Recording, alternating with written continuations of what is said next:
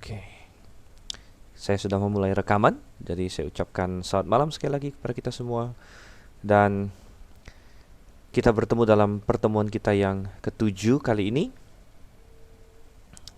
Moga-moga semuanya sehat dan baik-baik. Mari kita lihat diktat kita. Kita sudah sampai di halaman 5 ya. Kita sedang membahas tentang pelayanan dan pekerjaan Roh Kudus. Oke, sebelum masuk lebih lanjut lagi, mari kita bersatu dalam doa terlebih dahulu. Mari kita berdoa. Bapa di surga, kami mengucap syukur Tuhan untuk kasih setia pada kami. Kami memohon pimpinan dan tuntunan-Mu supaya kami dapat mengerti kebenaran firman-Mu, rahasia-rahasia firman-Mu yang mendalam. Kami pimpin Tuhan agar kami sungguh-sungguh memahaminya. Kami berdoa dalam nama Yesus Kristus. Amin. Ya, oke. Jadi kita akan segera mulai malam hari ini. Jadi ada kita bertujuh ya. Kita memulai. Ada Pak Fremi, Ibu Purba, ada Pak Sunario, ada Reinhard Tantio dan Pak Tony. Kita akan melanjutkan. Kita sudah membahas pelayanan dan pekerjaan Roh Kudus. Kita sudah melihat dalam hubungan dengan pewahyuan, kemudian kita sudah melihat dalam hubungan dengan dunia, kemudian kita juga sudah melihat dalam hubungannya dengan dispensasi perjanjian lama. Saat ini kita ingin membahas dalam hubungannya dengan Yesus Kristus. Ya, dan tentu Roh Kudus sangat-sangat berperan di dalam hidup dan pelayanan Tuhan kita Yesus Kristus. Dan ini sungguh menjadi contoh teladan yang indah bagi kita, karena Yesus Kristus turun menjadi manusia, dan ketika dia menjadi manusia, dia menjalani hidup yang bisa kita teladani, gitu ya. Ketika dia misalnya dicobai oleh iblis, Tuhan sengaja mengalahkan iblis dengan cara yang dalam tanda petik biasa, artinya bisa kita contoh dimana Tuhan Yesus menggunakan ayat-ayat firman Tuhan. Dia mengutip perjanjian lama ya, kitab suci yang dia miliki untuk menjawab godaan-godaan yang dilancarkan oleh iblis. Dan ini bisa kita ikuti begitu. Kalau Tuhan Yesus mengalahkan godaan iblis dengan cara yang misalnya melakukan suatu mukjizat atau dengan otoritas sebagai Tuhan, dia langsung menghukum iblis atau menghilangkan godaan, maka walaupun mungkin akan terlihat hebat, namun sayangnya itu adalah hal-hal yang tidak bisa kita lakukan. Jadi puji syukur bahwa ketika Tuhan Yesus mengalahkan iblis misalnya dalam pencobaan, dia melakukannya dengan cara yang biasa begitu. Nah, itu berarti bahwa hidup Yesus adalah hidup yang sengaja bisa kita teladani. Nah, memang ada aspek-aspek tertentu seperti bahwa dia Mesias, ya kita bukan Mesias gitu. Jadi ada hal-hal yang berkaitan dengan kemesiasan dia yang tidak kita tiru tentunya. Tetapi cara dia hidup ya, dan bagaimana dia termasuk dalam hubungan dengan Roh Kudus di sini, bagaimana dia mengandalkan Roh Kudus dan dia menjalani hidup yang dipimpin oleh Roh Kudus, itu sungguh suatu teladan yang baik bagi kita. Oke, dan kita melihat beberapa aspek misalnya di sini. Pertama pada inkarnasi Kristus. Apa itu inkarnasi? Ya. Inkarnasi itu secara literal berarti datang dalam daging, gitu ya. Jadi kadang-kadang ada orang yang tanya sama saya, loh kok kita percaya inkarnasi? Ya, kita nggak masalah percaya inkarnasi. Jadi inkarnasi ya, karnasi. Karnasi itu dari kata karnal, artinya daging. Jadi artinya datang dalam daging. Ya, ini beda dengan reinkarnasi. Jadi kalau reinkarnasi itu adalah konsep yang ada di dalam agama Buddha atau agama Hindu. Ada kata re berarti sekali lagi atau mengulang begitu. Jadi inkarnasi itu intinya kita dilahirkan, kita datang dalam daging ya. Semua orang dilahirkan punya tubuh begitu. Jadi kalau reinkarnasi itu berarti konsep Buddha atau Hindu, kalau seseorang mati dia akan lahir kembali sebagai manusia yang baru atau sebagai binatang atau apapun yang lain begitu. Itu adalah reinkarnasi dan kita tidak percaya itu. Karena Alkitab dengan tegas mengatakan bahwa di Ibrani 9 ayat 27, bagi manusia ditetapkan untuk mati satu kali, sesudah itu dihakimi. Jadi manusia mati satu kali, saudara. Ya, dan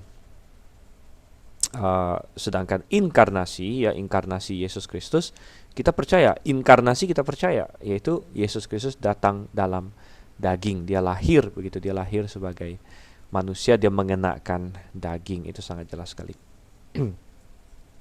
Oke, ada pertanyaan dari Reinhard. Lazarus yang dibangkitkan termasuk apa? Maksudnya termasuk apa? Jadi mungkin dipertanyakan adalah ini ya.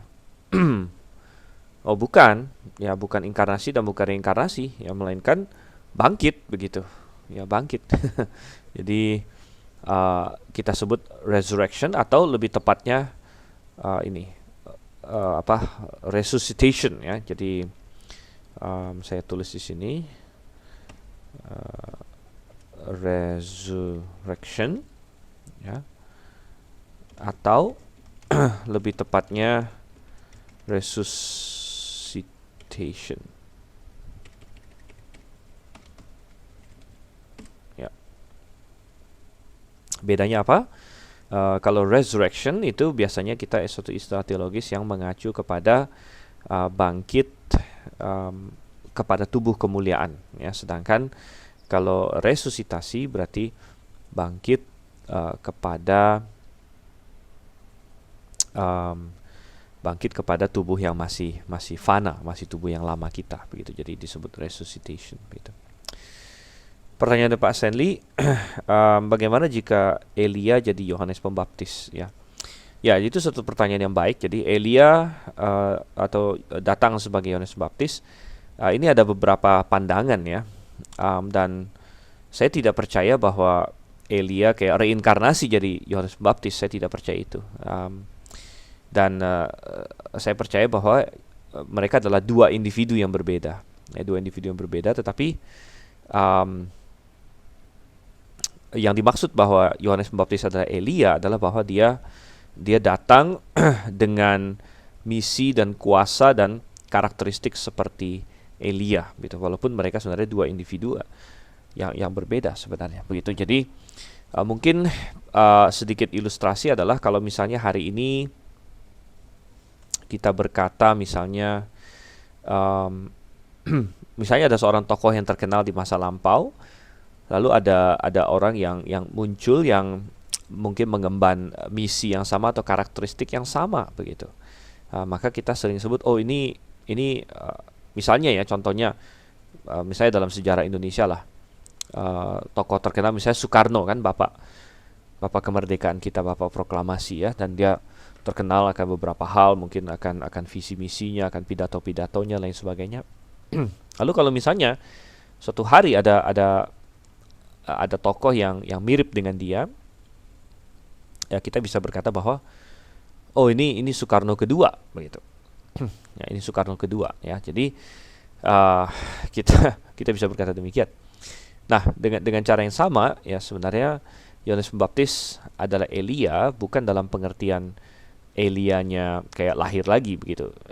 Ya, tapi bahwa Yohanes Pembaptis ini dia mengemban misi ya dan karakteristik yang sama dengan Elia begitu. Dan tadi saya mau bilang apa ya? Berkaitan dengan inkarnasi ya. Jadi Yesus Kristus ya, dia datang dalam daging. Oh ya, tadi mengenai Elia saya mau katakan bahwa salah satu alasan mengapa kita berkata bahwa Elia bukan kayak lahir kembali menjadi Yohanes Pembaptis adalah bahwa ketika Yesus Kristus hadir di dunia ini, dia pernah ketemu dengan Elia begitu ya, yaitu di atas gunung Kalau kita masih ingat, Tuhan Yesus pernah bawa 3 orang murid yang paling dekat dengannya, yaitu Petrus, Yakobus, dan Yohanes. Kemudian mereka naik ke gunung yang dijuluki Mount Transfiguration, dan di situ Tuhan Yesus berubah rupa, dan dia ketemu dengan 2 orang tokoh, yaitu Elia dan Musa. Elia dan Musa. Jadi dengan ketemu 2 orang tokoh di situ mengindikasikan bahwa Elia adalah Elia dan Yohanes Pembaptis adalah Yohanes Pembaptis. Gitu ya. Jadi walaupun memang Yohanes Pembaptis sudah mati pada saat itu, dia sudah dipenggal oleh Herodes, tapi tidak ada indikasi bahwa Elia yang dia ketemu dengan Tuhan Yesus itu adalah Yohanes Pembaptis. Gitu. Tidak ada indikasi ke sana.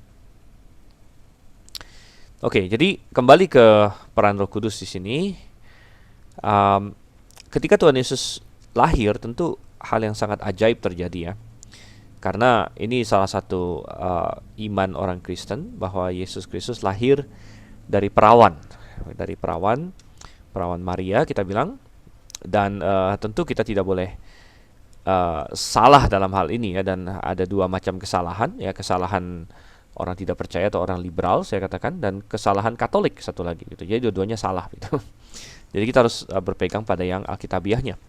Kesalahan liberal atau orang yang tidak percaya, orang-orang sekuler adalah menolak kelahiran perawan. Jadi mereka mengatakan bahwa itu hanya dongeng, itu hanya alasan, bahwa sebenarnya Maria mungkin berzina dengan siapa begitu ya, yang adalah penghujatan sebenarnya ya.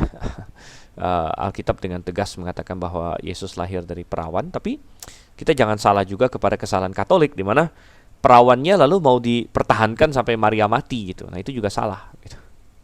Jadi orang yang tidak percaya Tuhan, orang liberal menolak bahwa Maria perawan saat melahirkan.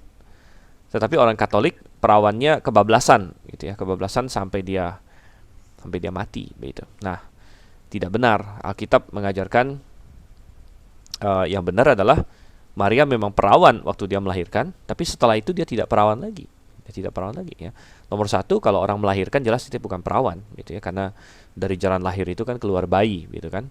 Dan nomor 2, Yusuf dan Maria memiliki hubungan suami istri yang normal pada hubungan pada suami istri pada umumnya gitu, setelah dia melahirkan Yesus, dan Maria dan melahirkan anak-anak yang berikutnya lagi begitu. Tetapi waktu Maria pertama mengandung, yaitu ketika dia mengandung Yesus, memang itu adalah dia perawan. Coba kita lihat kenapa perawan bisa melahirkan. Nah, itulah luar biasanya. Dan itu kerja Roh Kudus. Nah, ini yang kita akan lihat misalnya di Lukas 1 ayat 35. Jadi di ayat 34-nya Maria bertanya, bagaimana hal itu mungkin terjadi karena aku belum bersuami? Ya, kenapa aku bisa hamil, melahirkan gitu kan? Jawab malaikat itu kepadanya, Roh Kudus akan turun atasmu. Ya, perhatikan ya peran Roh Kudus di sini. Roh Kudus akan turun atasmu dan kuasa Allah yang Maha Tinggi akan menaungi engkau.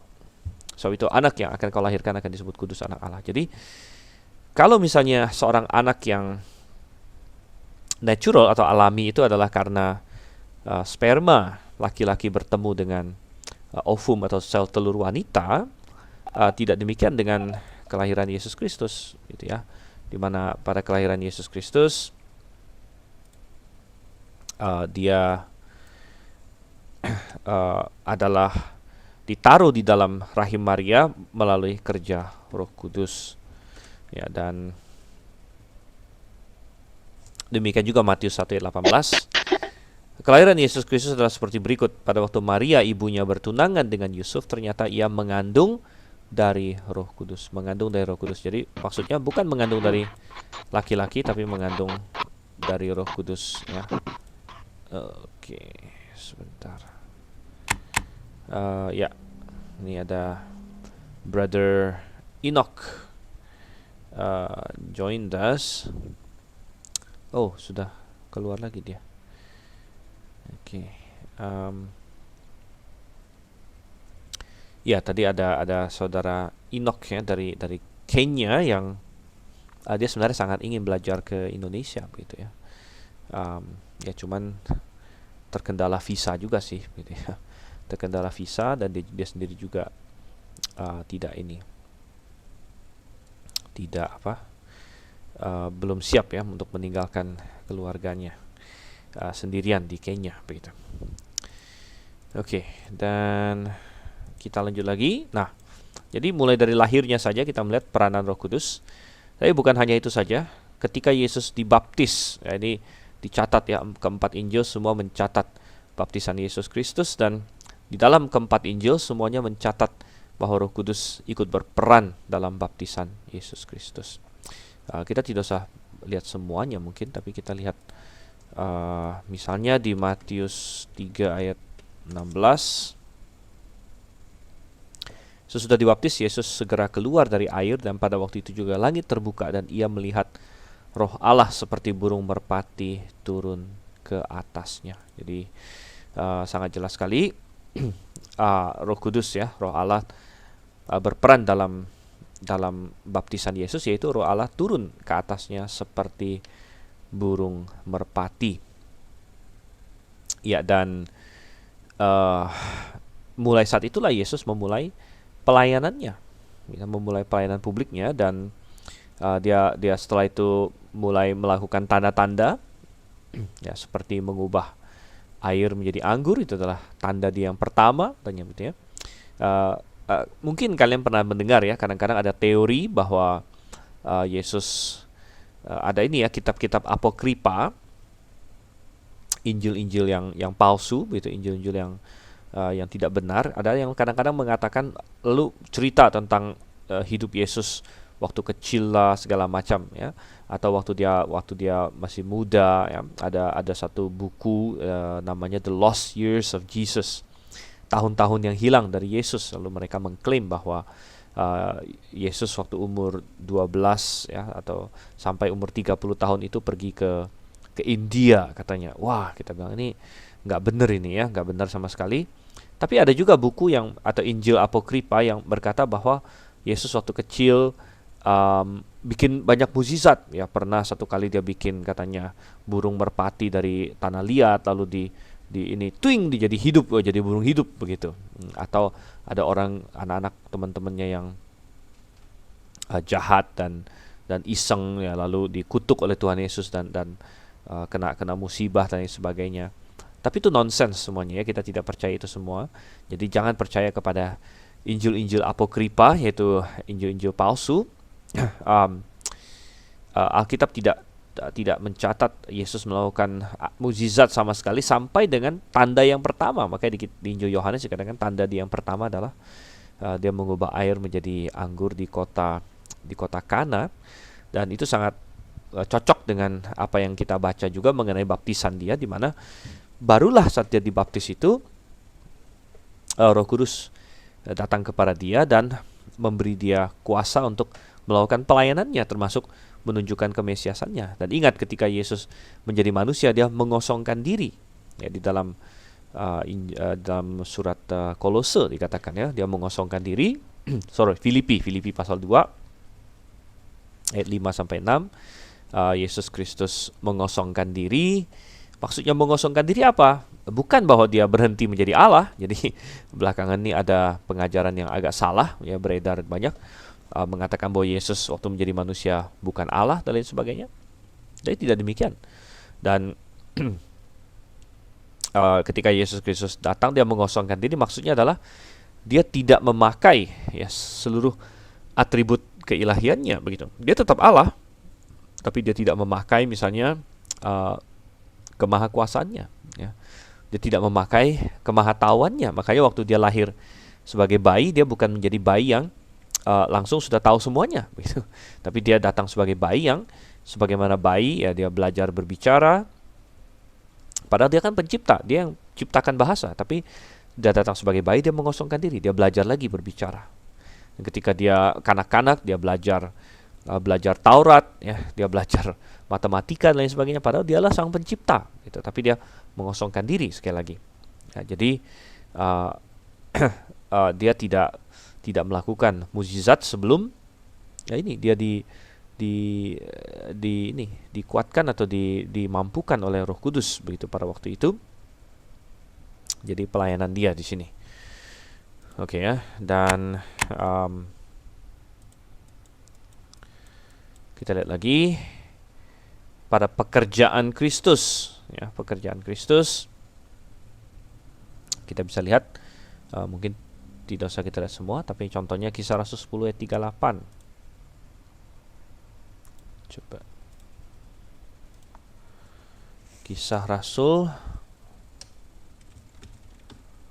10 ayat 38. Yaitu tentang Yesus dari Nazaret, bagaimana Allah mengurapi dia dengan Roh Kudus dan kuat kuasa, dia yang berjalan keliling sambil berbuat baik dan menyembuhkan semua orang yang dikuasai iblis, sebab Allah menyertai dia. Jadi Yesus Kristus katanya ya, pertama diurapi dengan Roh Kudus. Jadi kembali kita melihat bagaimana Roh Kudus disimbolkan dengan minyak. Jadi pengurapan di dalam perjanjian baru itu adalah dengan Roh Kudus, ya. Kalau di perjanjian lama itu dengan simbolnya adalah minyak begitu. Tapi dalam hakikatnya adalah Roh Kudus, mengurapi dia dengan Roh Kudus. Oleh karena itu, kita yang punya Roh Kudus hari ini kita juga sudah diurapi sebenarnya, ya. Tapi Yesus Kristus dia diurapi oleh Roh Kudus dan melalui Roh Kudus itu dia berjalan keliling sambil berbuat baik, gitu ya. Oke, jadi cukup jelas di situ. Kita nggak usah baca semuanya, tapi salah satunya juga adalah Matius 4 ayat 1. Jadi coba kita buka deh Matius 4 ayat 1 ya. Kita lihat. Dikatakan maka Yesus dibawa oleh Roh ke padang gurun untuk dicobai oleh iblis. Wah, bentar ini agak mati. Oke, dan dikatakan maka Yesus dibawa oleh Roh ke padang gurun untuk dicobai iblis. Ya, dan Roh ini siapa? Roh ini adalah Roh Kudus. Jadi Yesus dicobai pun dibawa oleh Roh Kudus, gitu. Nah, ini sangat menarik sekali bahwa Roh Kuduslah yang memimpin Yesus ke dalam pencobaan yang dilancarkan oleh iblis ini. Berarti ini bagian dari kehendak Allah, gitu. Tapi kita melihat ya, Yesus saja yang adalah Mesias, yang adalah Tuhan dan Kristus, dia memberi dirinya dipimpin oleh Roh Kudus. Yang mestinya terlebih lagi kita, ya. Dan kalau kita berada dalam kehendak Tuhan, itu the best, ya. Itu yang terbaik dalam hidup ini. Sekalipun misalnya kita bilang, saya mengalami pencobaan, saya mengalami kesusahan, tapi kalau misalnya itu adalah bagian dari rencana Tuhan, rencana Roh Kudus, gitu ya, maka itu adalah hal yang indah dalam hidup ini, gitu. Itu nggak masalah. Oke, dan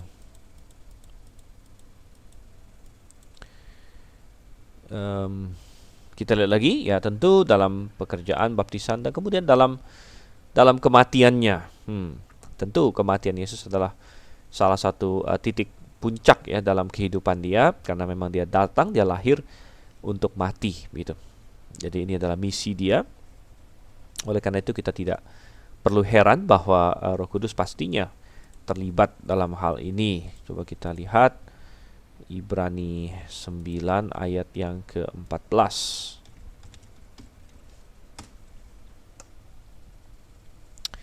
Betapa lebihnya darah Yesus yang oleh Roh yang kekal, ya, dan kita sudah pernah membahas ini, salah satu sifat dari Roh Kudus. Roh yang kekal membuktikan keilahiannya, tapi yang menariknya adalah oleh Roh yang kekal telah mempersembahkan dirinya sendiri kepada Allah sebagai persembahan yang tak bercacat. Jadi Rohlah yang membantu Kristus untuk, katanya, mempersembahkan dirinya sendiri kepada Allah, gitu ya. Jadi ini adalah hal yang tentunya sangat indah, gitu ya. Oleh karena itu Yesus Kristus memiliki kekuatan untuk taat sampai mati, begitu. Oke,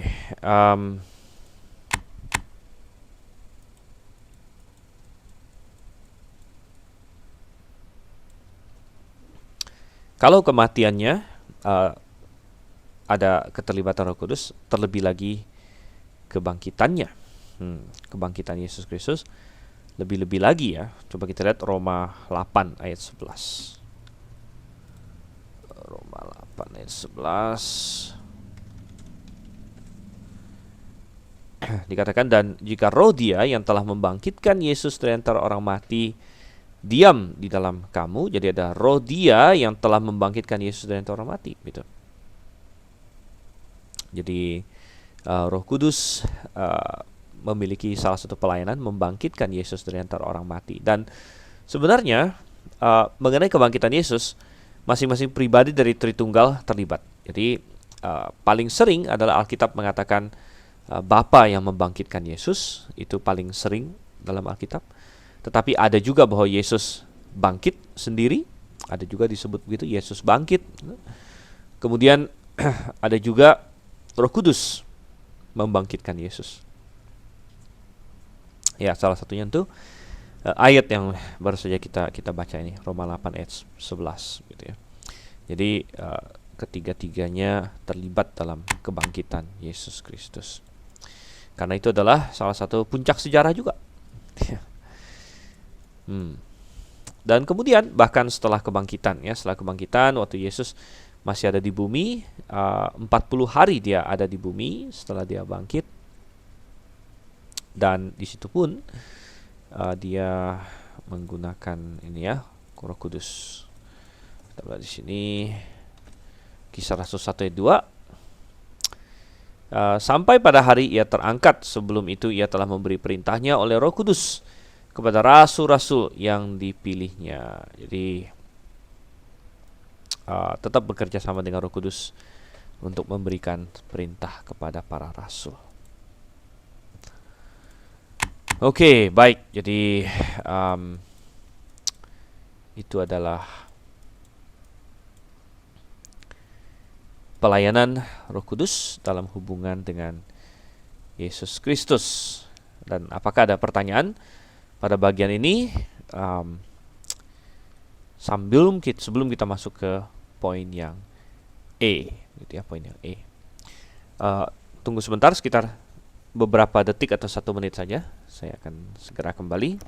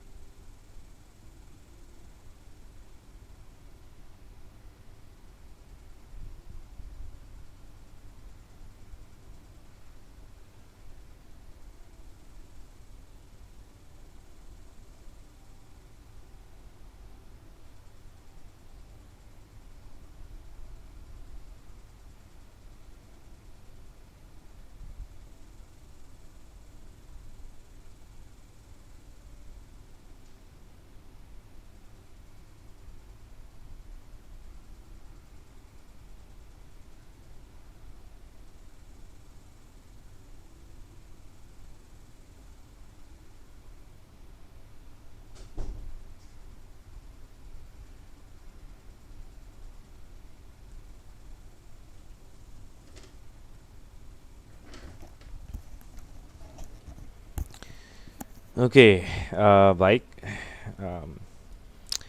Kita kembali lagi dan ada beberapa pertanyaan ya.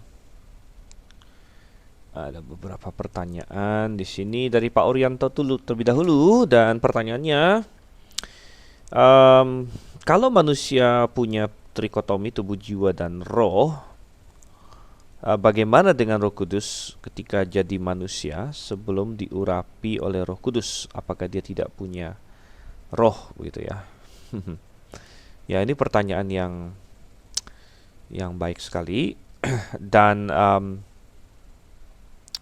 walaupun kita tidak tahu mendetilnya sekali ya, tetapi kita bisa ini bisa apa istilahnya ya,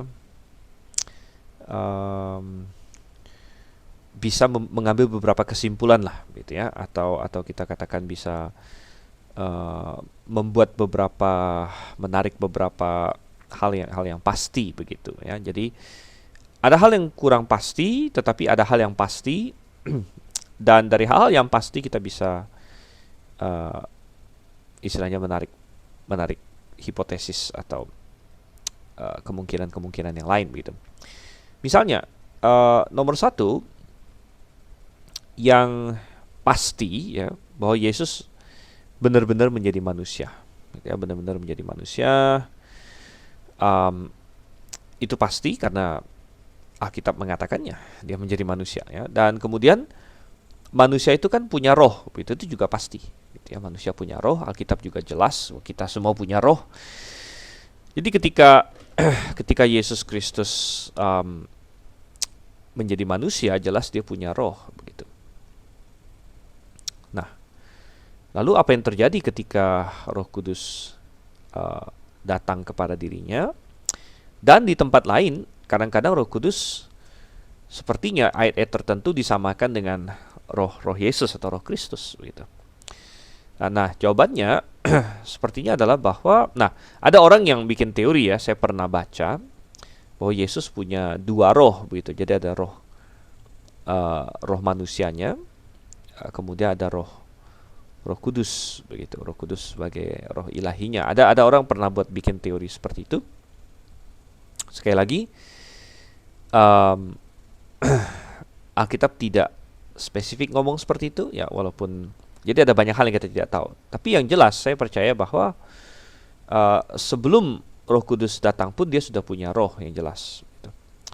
Ya, tetapi ketika Roh Kudus datang, maka roh Yesus dengan Roh Kudus ya, karena memang awalnya mereka Tritunggal begitu ya.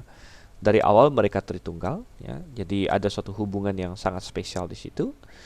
Dan ketika Roh Kudus turun ke atasnya, roh itu kalau kita manusia kan roh itu diam bersama dengan roh kita gitu ya. Tapi ketika Roh Kudus datang kepada Tuhan Yesus, mungkin rohnya itu punya hubungan yang spesial dengan Roh Kudus ya, roh Yesus di situ. Sehingga bahkan mungkin ya, nah sekali lagi ini kan ada hal yang kita tahu, ada hal yang kita tidak tahu pasti. Mungkin apakah bersatu gitu? Ya karena hubungan yang spesial itu gitu ya. Jadi ini hal yang menarik ya. Jadi bagus juga untuk diselidiki begitu. Oke, kemudian ada pertanyaan dari Pak Sunario. Apakah Roh Kudus selain mengurapi Tuhan Yesus bisa berbicara dengan Tuhan Yesus? Ya, tentunya ada komunikasi di antara mereka, walaupun kita tidak tahu apakah komunikasinya itu dalam bentuk berbicara dalam pengertian dengan suara vokal begitu ya. Mungkin tidak perlu dengan cara seperti itu, tapi jelas ada komunikasi di antara mereka begitu. Oke, jadi itu dalam hubungan dengan Yesus Kristus. Oke, dan sekarang kita akan masuk ke poin yang E, dalam hubungannya dengan dispensasi jemaat lokal. Atau dispensasi jemaat lokal ini maksudnya adalah zaman sekarang ini, atau disebut juga masa jemaat lokal gitu ya. Dan ya ini adalah pembahasan yang sangat penting. Oleh karena itu ya, jangan sampai Anda ketinggalan atau tidak memahami ini. Dan ada beberapa hal yang harus kita observasi dulu. Misalnya sebelum kita akan masuk ke poin 1 misalnya tentang baptisan dalam Roh Kudus dan sebagainya. Oke, nah pertama kita akan melihat ada perbedaan antara pelayanan Roh Kudus di PL dan di PB gitu. Dan ini sudah pernah kita bahas sedikit di sini di atas sini, di mana kita berkata minggu lalu bahwa di masa perjanjian lama Roh Kudus belum tinggal dalam hati orang percaya waktu itu. Dan ini terlihat dari beberapa hal. Misalnya di Yeskiel 36 ini Tuhan menjanjikan, Tuhan baru memberikan janji bahwa Tuhan akan memberikan rohnya tinggal di dalam diri manusia. Ya, kalau itu baru dijanjikan berarti belum ya. Demikian juga di Yohanes 14 ayat 17, ini adalah yang sudah kita lihat minggu lalu ya, jadi saya tidak secara spesifik bukakan, tapi kalau Anda lupa, Anda boleh buka Alkitab Anda baca lagi. Yohanes 14 ayat 17, di mana dikatakan Roh Kudus saat ini ya, present tense, menyertai kamu, bersama dengan kamu, tapi dia akan future tense, diam di dalam kamu, begitu. Jadi itu mengindikasikan bahwa akan terjadi suatu perbedaan atau perubahan di dalam pelayanan Roh Kudus, gitu. Dan ternyata benar. Coba kita lihat beberapa ayat di sini. Yohanes 7:39, Yohanes 12 ayat 23 dan 24, kemudian ayat pasal 13 ayat 31. Pertama 7 ayat 39 dulu. Ini juga sudah pernah kita baca sebenarnya dari ayat 38 ya. Dari ayat 37. Sini Yesus berseru, barang siapa haus, baiklah ia datang kepadaku dan minum. Ya. Barang siapa percaya kepadaku, seperti yang dikatakan oleh kitab suci, dari dalam hatinya akan mengalir aliran-aliran air hidup. Yang dimaksudkannya ialah roh yang akan diterima oleh mereka yang percaya kepadanya. Roh yang akan diterima oleh mereka yang percaya kepadanya. Sebab roh itu belum datang, karena Yesus belum dimuliakan. Roh itu belum datang. Ini sangat menarik. Pernyataan bahwa Roh Kudus belum datang. Tetapi dalam pengertian apa Roh Kudus belum datang? Bukankah Roh Kudus sudah datang pada diri Yesus? Kita sudah baca dalam ketika Yesus dibaptis kan Roh Kudus turun ke atas dirinya. Jadi Roh Kudus sudah ada di dunia. Jauh-jauh hari, bahkan waktu dunia diciptakan pun Roh Kudus sudah ada. Kalau kita ingat kembali yang terjadi dalam Kejadian pasal 1. Ya, waktu Tuhan menciptakan langit dan bumi, Roh Kudus sudah melayang-layang di atas permukaan air di situ. Dan sepanjang perjanjian lama Roh Kudus aktif bekerja. Dia memenuhi orang-orang tertentu, dia memberikan nubuat kepada orang-orang tertentu dan sebagainya. Jadi Roh Kudus sudah aktif bekerja di perjanjian lama. Tapi kenapa di Injil Yohanes 7:39 di sini dikatakan roh itu belum datang? Ya, roh itu belum datang karena Yesus belum dimuliakan. Berarti dia belum datang dalam pengertian tertentu, atau dia belum datang untuk misi yang spesial, untuk misi yang spesial. Ya. Dan dia sudah ada sebelumnya, tapi dia belum ada untuk misi yang spesial. Dan di ini ya,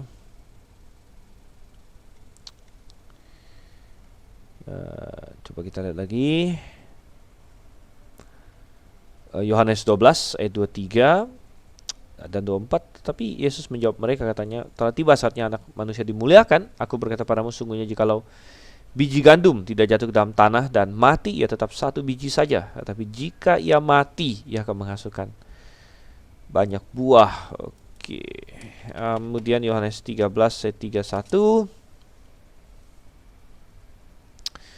dikatakan, sesudah Yudas pergi, berkatalah Yesus, sekarang anak manusia dipermuliakan dan Allah dipermuliakan di dalam dia, gitu ya. Jadi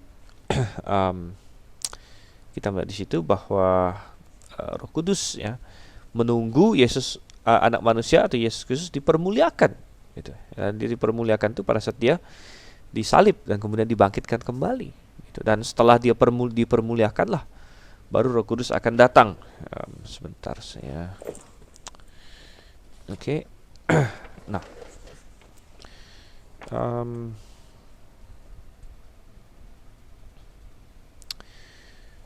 ya, ada dikatakan di sini tadi ya di Yakobus 7 ayat 39. Ya, kan dikatakan roh itu belum datang karena Yesus belum dimuliakan. Jadi apa yang dimaksud dengan dimuliakan itu ya, ini dimuliakan ini maksudnya tadi diperjelas di Yohanes 13 ayat 31 tadi ya. Sekarang anak manusia dipermuliakan dan Allah dipermuliakan dalam dia, dan ini mengacu kepada kematian dia. Jadi pada saat dia mati di kayu salib, itulah dia dipermuliakan. Nah, mungkin kita melihat itu sebagai hal yang memalukan dan suatu kekalahan, tapi Tuhan Yesus melihatnya sebagai suatu pemuliaan ya, pemuliaan. Tuhan Yesus juga berkata di Yohanes 14 ayat 26. Ya. Dikatakan di situ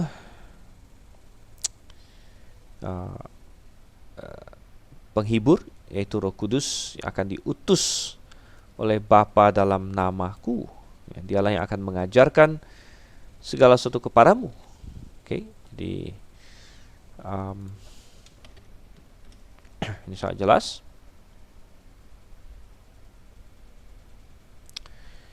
Ya, dan ada lagi, coba saya cari di Alkitab saya yang fisik ini.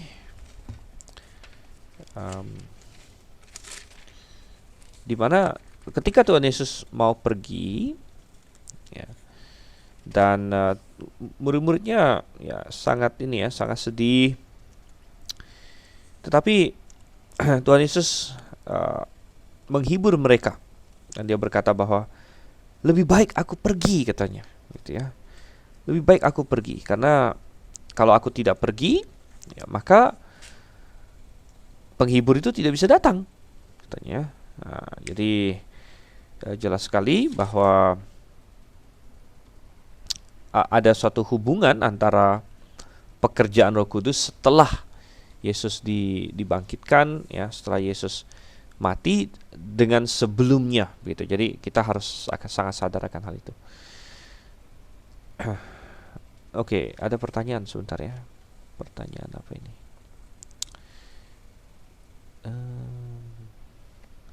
Dari Reinhardt dulu, kenapa ayat 39 ada diberi tanda kurung dalam KJV?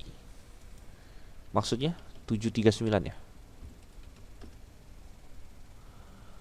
Oh ya, dikasih tanda kurung dalam KJV karena dianggap semacam penjelasan gitu ya. Jadi kan ada narasi, kemudian ada sedikit penjelasan.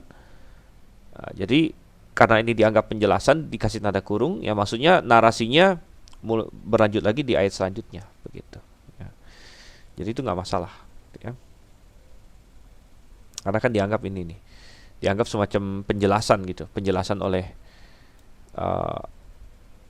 Rasul Yohanes, tapi kita percaya ini tetap diinspirasikan, gitu. Ya. Oke, kemudian pertanyaan dari Pak Stanley, apakah Roh Kudus masih mengajarkan segala hal kepadamu atau khusus zaman PB sebelum selesai pewahyuan? Ya masih, gitu ya, masih.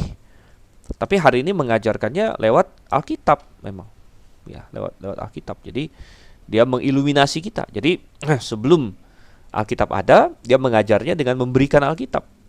Ya, tapi setelah Alkitab ada, ya tetap pakai Alkitab juga, karena kan Alkitab ini karya dia, gitu ya, karya dia, dan dia mengajarkan kita dengan cara menerangi hati dan pikiran kita ketika kita membaca Alkitab, gitu ya. Oke. Jadi itu bedanya inspirasi dengan iluminasi, gitu. Oke, nah kalau kita sudah paham bahwa ada perbedaan, ya, kerja Roh Kudus di masa perjanjian lama dengan di masa perjanjian baru, maka kita bisa mulai memahami beberapa konsep di sini. Yang pertama adalah baptisan dalam Roh Kudus. Oke, baptisan dalam Roh Kudus, ya. Ini agak sedikit kepotong, kita harus ke halaman berikutnya. Jadi apa itu baptisan Roh Kudus? Nah, ini hal yang banyak orang tidak paham. Oke, saya akan beralih ke papan tulis kita.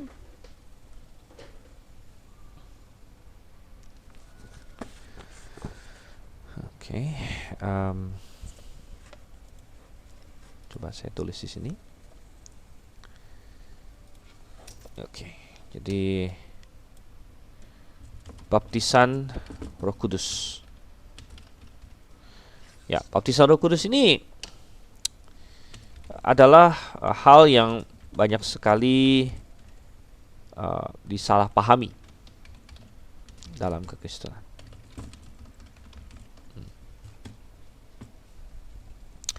Banyak sekali salah pahami, ya. Misalnya kita lihat A, ya, kelompok Pantekosta.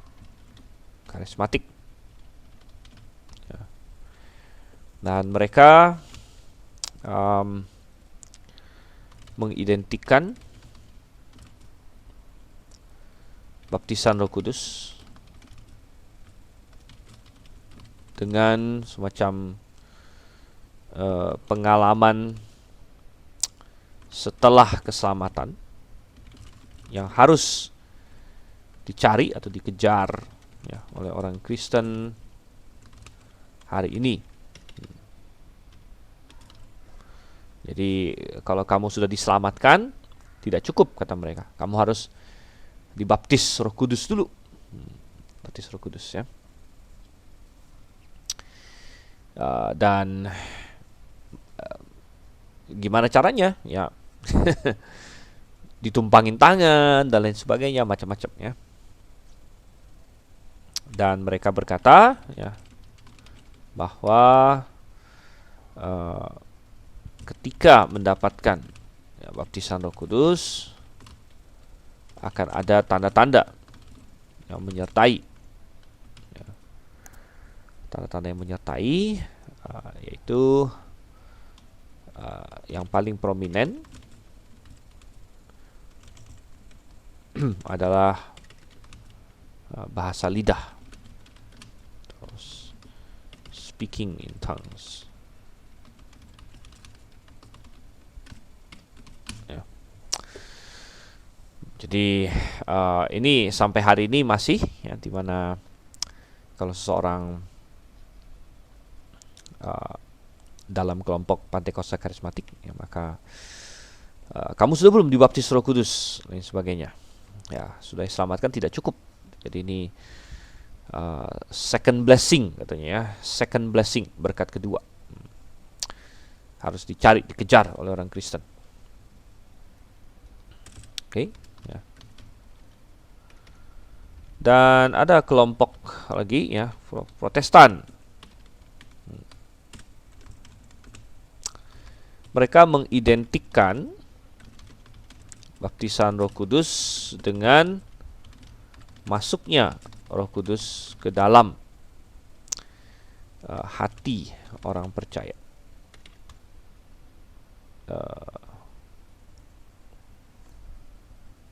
Atau kita lihat begini ya, dengan mereka mengidentikan baptisan Roh Kudus dengan Roh Kudus membaptiskan seorang individu ke dalam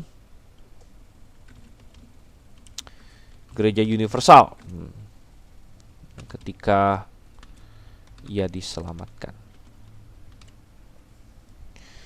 Jadi katanya Roh Kudus memasukkan orang itu, membaptiskan orang itu ke dalam gereja universal ketika diselamatkan ya. Ini satu versi ya, satu versi. Ada versi lain lagi, mereka mengidentikan baptisan Roh Kudus dengan masuknya Roh Kudus ke dalam seseorang saat ia diselamatkan. Tetapi mau yang manapun juga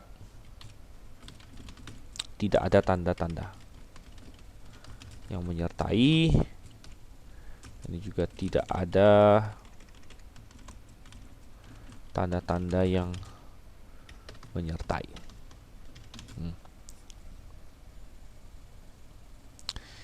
Oke, baik. Jadi ya ini ya berbagai pandangan mengenai baptisan Roh Kudus. Ya, tapi kita akan lihat nanti bahwa kedua pandangan ini sebenarnya sama-sama salah. Ya, sama-sama salah. Ini salah, ini juga salah. Jadi yang benar yang mana, gitu ya? Yang benar yang mana ya? Jadi coba kita lihat di sini. Pertama kita kembali dulu ke site kita, ke diktat kita. Kalau kita mau belajar apa itu baptisan Roh Kudus, kita harus lihat dulu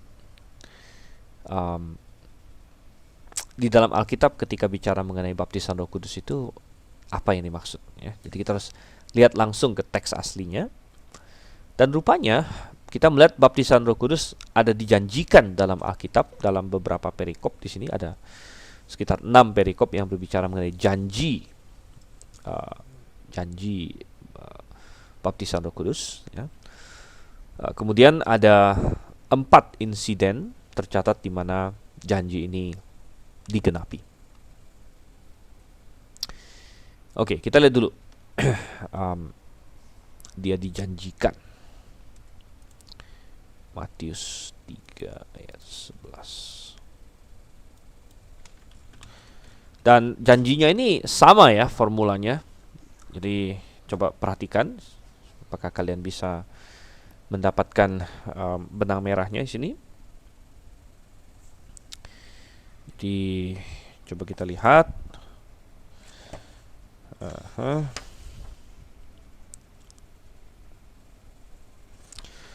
Saya bacakan. Aku membaptis kamu dengan air. Ini yang bicara adalah Yohanes Pembaptis. Aku membaptis kamu dengan air sebagai tanda pertobatan. Tapi Ia yang datang kemudian daripadaku lebih berkuasa daripadaku, dan aku tidak layak melepaskan kasutnya. Ia akan membaptiskan kamu dengan Roh Kudus ya, dan dengan api. Dengan Roh Kudus dan dengan api ya, perhatikan di sini. Jadi selalu dikontraskan. Yohanes Pembaptis ngomong, aku membaptis kamu dengan air ya. Dan kata dengan air di sini sebenarnya bisa juga diterjemahkan dan dalam air gitu ya. Jadi dalam bahasa aslinya adalah en hudati. En hudati. En itu in sebenarnya, di dalam, itu dalam air gitu. Aku membaptis kamu dalam air ya. Dan ini mirip. Coba kita lihat lagi di dalam Markus 1 ayat 8, perikop paralel, kembali Yohanes Pembaptis yang bicara.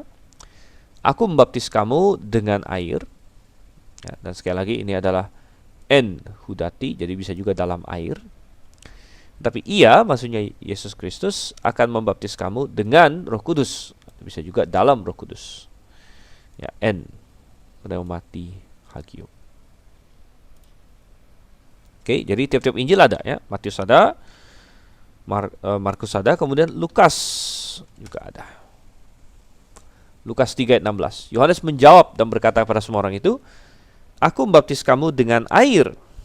Sekali lagi, jadi ada mediumnya. Medium pembaptisannya adalah air, karena baptis itu kan masuk ke dalam air sebenarnya. Jadi lebih tepat dalam sebenarnya ya. En. Kali ini nggak pakai en ya, langsung hudati aja, tapi bisa juga artinya dalam. Tapi Ia yang lebih berkuasa daripadaku akan datang, dan membuka tali kasutnya pun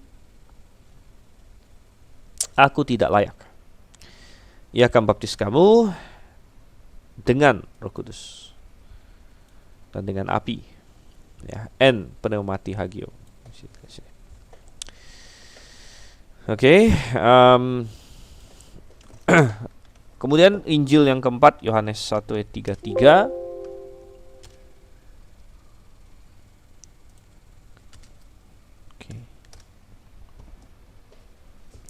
Aku pun tidak mengenalnya, tapi Dia mengutus aku untuk membaptis dengan air.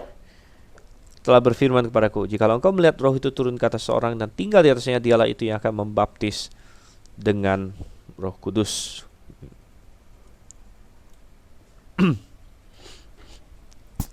Sorry.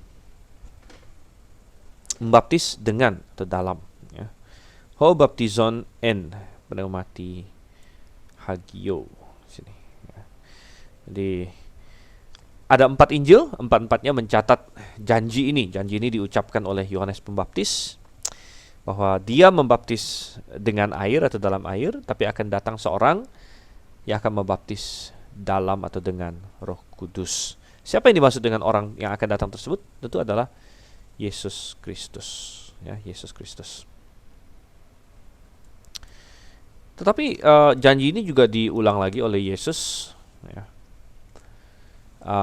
Tuhan Yesus berkata, sebab Yohanes membaptis dengan air, tapi tidak lama lagi kamu akan dibaptis oleh Roh Kudus. Nah, ini di Kisah Rasul 1 ayat 5. tidak lama lagi ini mengacu kepada hari Pentakosta. Jadi nanti kita akan lihat itu salah satu penggenapannya pada hari Pentakosta. Kemudian di Kisah Rasul 11 ayatnya yang ke-16, maka teringatlah aku akan perkataan Tuhan, Yohanes membaptis dengan air, tapi kamu akan dibaptis dengan Roh Kudus, katanya sini. Oke. Nah, jadi ini adalah janji. Nah, kesimpulan apa yang bisa kita tarik untuk sementara? Ya. Apa yang bisa kita tarik untuk sementara? Dan kesimpulannya, coba kita lihat dulu.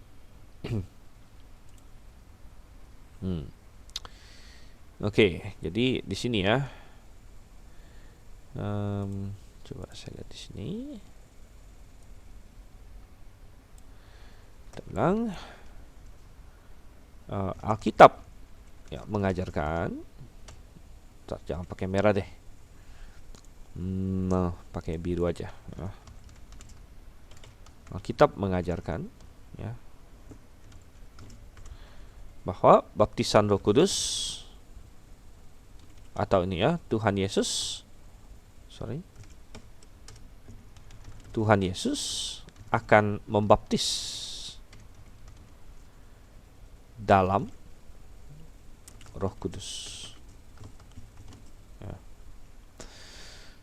Jadi ini paralel atau dengan Yohanes membaptis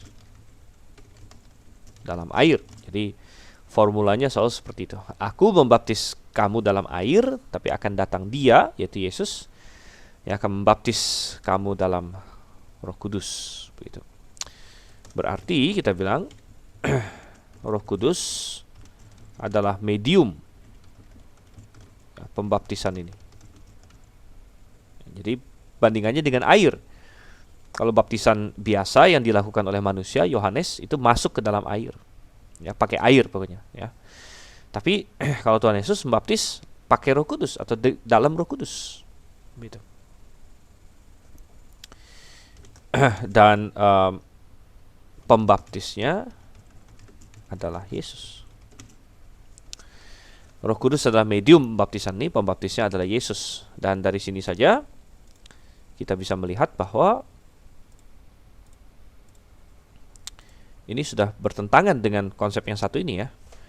Kami katakan Roh Kudus membaptiskan seorang individu ke dalam gereja universal. Jadi ini sudah salah ini, bertentangan dengan ini. Ya, kita bertentangan. Ya. Karena baptisan Roh Kudus bukan Roh Kudus yang membaptis. Nah, kadang-kadang orang banyak salah pemikiran. Oh, baptisan Roh Kudus dibaptis oleh Roh Kudus. Salah. Ya, yang diajarkan dalam Alkitab baptisan Roh Kudus itu adalah Tuhan Yesus membaptis kamu di dalam Roh Kudus. Jadi Roh Kudus adalah mediumnya, ya, bukan yang membaptis. Yang membaptis adalah Yesus Kristus. Oke, nah kemudian apalagi yang kita pelajari, bisa kita pelajari mengenai baptisan dalam Roh Kudus ini. Dan kita belajar bahwa inilah yang dimaksudkan perbedaan antara PB dengan PL. Ya, jadi kita bilang, coba saya tuliskan lagi di sini.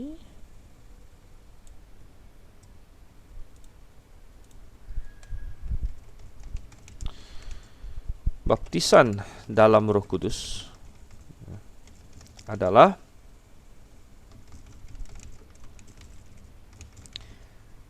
pelayanan Roh Kudus yang tidak ada dalam Perjanjian Lama. Dan ya,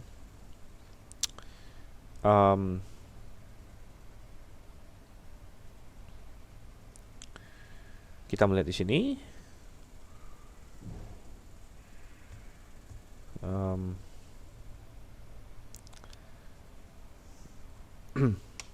baptisan dalam Kudus atau pelayanan Roh Kudus tidak ada dalam Perjanjian Lama.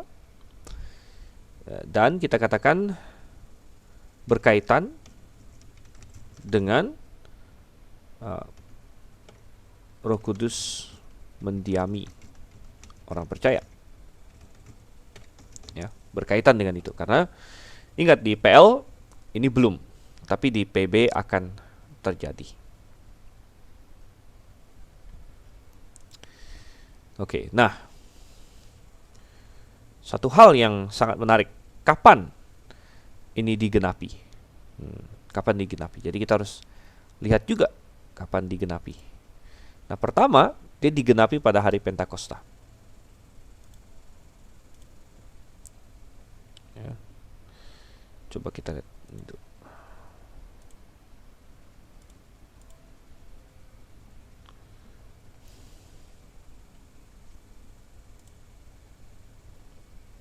Oke. Jadi kita sudah melihat masalah dijanjikan. Sekarang kita akan lihat digenapi. Pertama, pada hari Pentakosta. Digenapi pada hari Pentakosta, ya. Kisah Rasul pasal 2 ayat 1 sampai 4.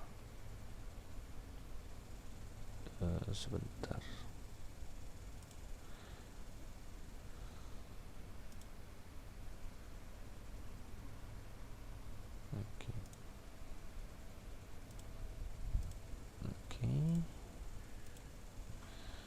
Kisah Rasul 2. Ini pada hari Pentakosta apa yang terjadi? Ketika tiba hari Pentakosta, semua orang percaya berkumpul di satu tempat. Tiba-tiba turunlah dari langit suatu bunyi seperti tiupan angin keras yang memenuhi seluruh rumah di mana mereka duduk. Dan tampaklah kepada mereka lidah-lidah seperti nyala api yang bertebaran dan hinggap pada mereka masing-masing. Maka penuhlah mereka dengan Roh Kudus. Ya, perhatikan sini ya, penuhlah mereka dengan Roh Kudus. Lalu mereka mulai berkata-kata dalam bahasa-bahasa lain seperti yang diberikan oleh Roh itu kepada mereka untuk mengatakannya. Dan waktu itu diam di Yerusalem orang Yahudi yang saleh dari segala bangsa di bawah langit.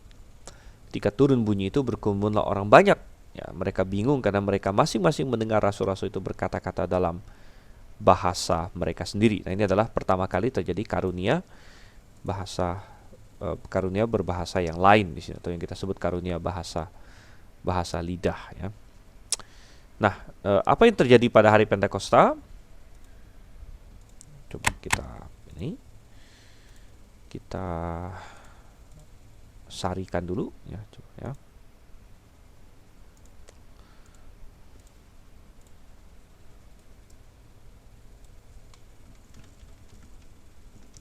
Bilang penggenapan baptisan dalam Roh Kudus. A, pada hari Pentakosta. Nah, apa yang terjadi di situ? Seperti tadi kita baca, yang terjadi ada beberapa hal, ya. Misalnya, yang pertama,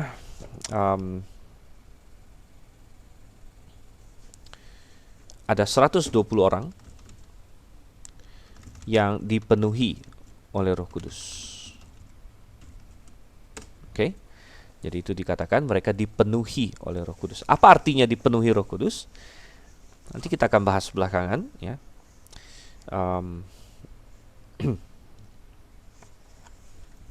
Tapi, ya, berikutnya lagi dikatakan, ya, 120 orang yang sama didiami oleh Roh Kudus, ya, menggenapi nubuat dalam PL Yehezkiel 36 ayat 26,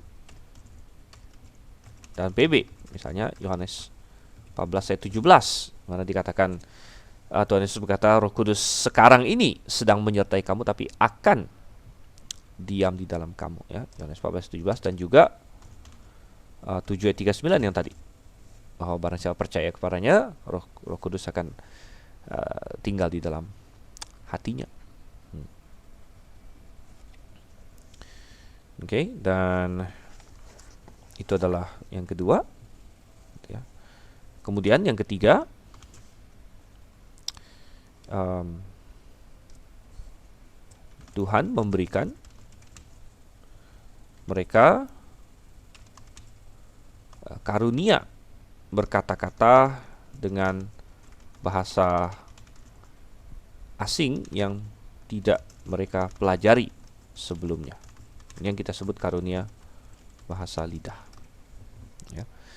Tuhan memberikan mereka karunia berkata-kata dengan bahasa asing yang tidak mereka pelajari sebelumnya. Ini speaking in tongues, ya, dan kita melihat di sini bahwa berbahasa lidah bukanlah ngerocos yang nggak jelas, gitu ya, bukanlah sesuatu yang kayak orang kerasukan, gitu, yang ngomong atau kayak apa, ya, komat kamit, gitu istilahnya, yang tidak jelas. Ya, dan ini hal yang terjadi, ya. Dan sebenarnya hal yang keempat yang terjadi adalah bahwa Tuhan Yesus boleh dibilang apa ya?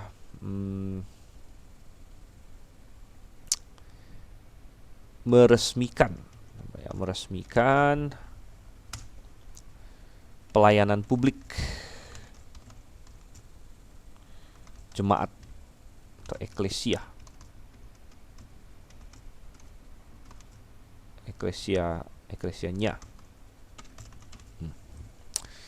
Tuhan Yesus meresmikan pelayanan publik jemaat atau eklesianya. Dan sebenarnya setiap kali misalnya Tuhan di saya tulis saja deh biar jelas ya, di PL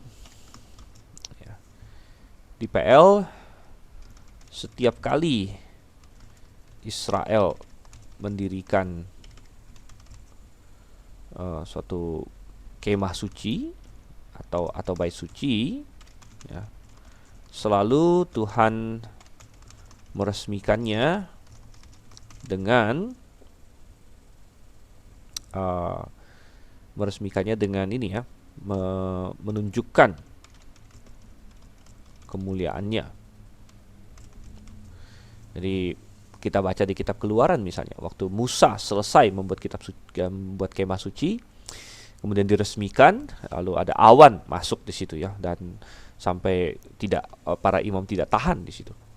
Demikian juga ketika Salomo masuk atau mendirikan bait suci kemudian diresmikan, itu juga kemuliaan Tuhan, ya, Shekinah glory, kemuliaan Shekinah itu menaungi bait suci itu. Jadi dengan demikian, ya, kita berkata bahwa ketika Tuhan beralih, ya, sekarang bukan lagi menggunakan bait suci, bukan lagi menggunakan Israel, apa yang dia pakai begitu. Nah, yang dia pakai adalah jemaat. Ya. Nah, kapan jemaat ini diresmikan? Nah, peresmiannya go public, gitu ya, itu adalah pada hari Pentakosta, ya, dengan menggunakan baptisan dalam Roh Kudus ini. Gitu. Ya, baptisan dalam Roh Kudus meresmikan jemaat sebenarnya. Nah, jemaat sudah ada sebelumnya, ya, tapi diresmikannya baru pada hari Pentakosta. Gitu. Oke, jadi ini adalah 4 hal yang terjadi. Ya, 4 hal yang terjadi, ya. Oke, nggak apa-apa. Nah, lalu kita lanjut lagi. Penggenapan yang kedua sekarang adalah pada Kisah Rasul 8 di Samaria. Dan coba saya pakai Alkitab ini saja, Alkitab fisik, ya. Jadi Anda juga boleh buka Alkitab fisik Anda. Saya harap Anda tidak melupakan Alkitab fisik Anda. Kita buka di dalam Kisah Rasul pasal 8. Kisah Rasul pasal 8 dari ayat 14. Coba kita lihat di sini, ya, ayat 14.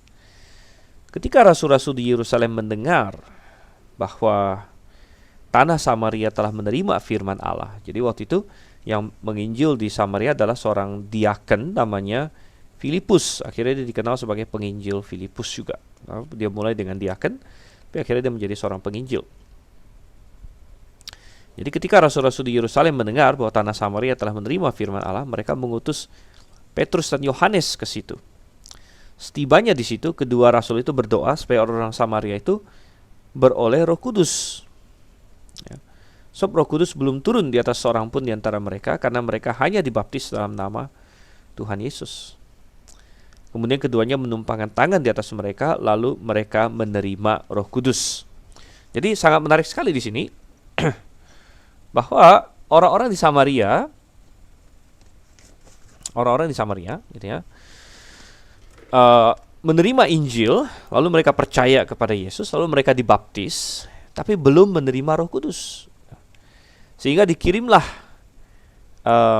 Petrus dan Yohanes, untuk menumpang tangan ke atas mereka, dan ketika mereka ditumpangkan tangan, maka mereka menerima Roh Kudus, katanya. Nah, jadi kita simpulkan beberapa hal juga di sini, ya.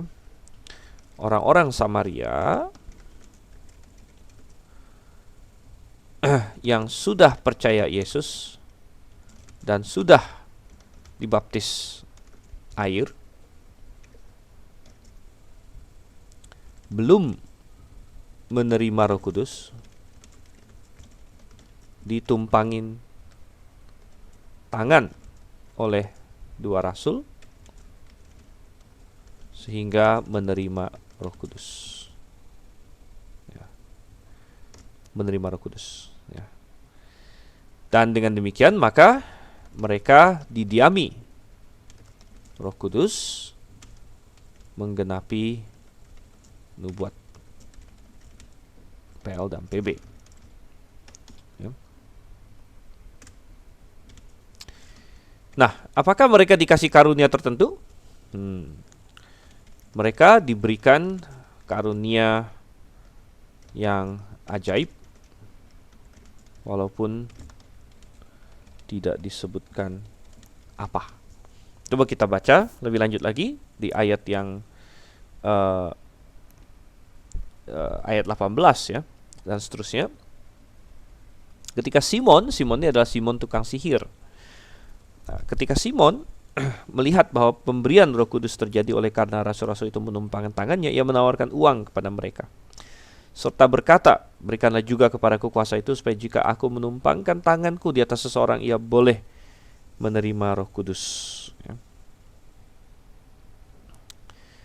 Jadi rupanya ada sesuatu yang terjadi, yang terlihat, yang bisa dilihat oleh mata, begitu. Jadi Simon si tukang sihir ini melihat ada sesuatu hal yang terjadi. Ya. Jadi ini bukan sesuatu yang hanya internal saja, tapi rupanya ada manifestasi luarnya. Ya. Sehingga Simon yang tukang sihir ini mau kasih uang sama Petrus dan Yohanes supaya dia dikasih kuasa untuk melakukan hal yang sama dengan Yohanes dan Petrus di sini. Ya, tentu dia dihardik ya, ditegur oleh Petrus bilang sama dia, binasalah kamu dengan uangmu, karena engkau menyangka bahwa engkau dapat memberi karunia Allah dengan uang, gitu ya. Nah, tetapi muncul pertanyaan, ya, untuk kita bilang karena Simon, ya, bekas tukang sihir, melihat sesuatu secara eksternal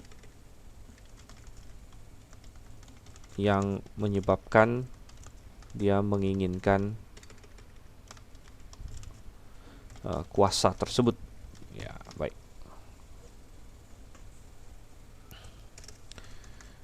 Kita bilang muncul pertanyaan, mengapa orang-orang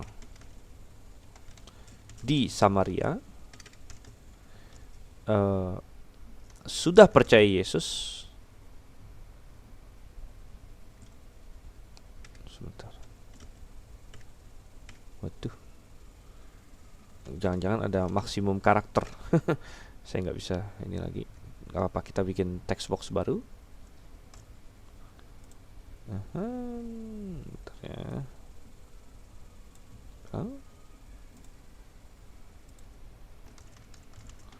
Muncul pertanyaan, mengapa orang-orang Samaria sudah percaya Yesus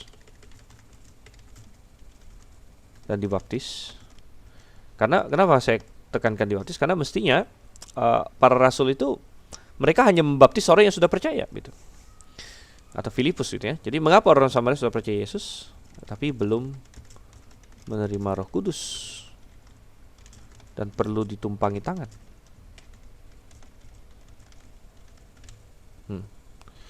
Dan bagaimana dengan misalnya Efesus 1 ayat 13 yang berkata bahwa pada saat kita percaya, Roh Kudus sudah masuk dalam hati kita. Kita sudah dimeteraikan dengan Roh Kudus. Nah, bagaimana hubungannya dengan apa yang terjadi di Kisah Rasul pasal 8 di sini? Ini semuanya akan sambung menyambung di sini ya. Ya, dan kita akan mulai mendapatkan jawabannya di sini. Jadi kita bilang bahwa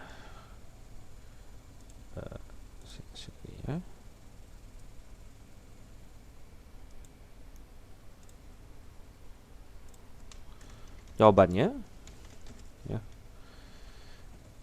karena masa itu masa transisi dari sistem PL ke sistem PB ya. Ingat di PL Perjanjian Lama ya, Roh Kudus tidak mendiami orang percaya ya. Jadi pasti ada suatu masa transisi mestinya. Ada suatu masa transisi. Misalnya para rasul, salah para rasul, kapan mereka percaya Yesus? Ya, kapan mereka percaya Yesus? Mereka percaya Yesus, ya katakanlah, ya ya terserah lah, kita taruh aja kapan, misalnya ya, kapan mereka percaya Yesus? Katakanlah benar-benar sampai percaya Yesus itu setelah dia bangkit. Oke, setelah dia bangkit mereka percaya kepadanya. Apakah mereka langsung dapat Roh Kudus? Kan enggak. Ya, karena Roh Kudus belum datang. Gitu. Jadi kapan mereka dapat Roh Kudus? Gitu. Ya belakangan, gitu. Pada hari Pentakosta, atau kalau dalam kasus para rasul sebenarnya adalah pernah satu masa sebelum Pentakosta pun Yesus menghembusi mereka dengan Roh Kudus ya. Tapi bagi 120 yang lain yang bukan rasul, mungkin mereka sudah percaya Yesus setelah kebangkitannya, tapi mereka belum dapat Roh Kudus. Itu baru akan didapat pada hari Pentakosta. Ya, jadi kita bilang, pada masa transisi, ada orang yang mendapat Roh Kudus bukan saat percaya, tetapi setelahnya.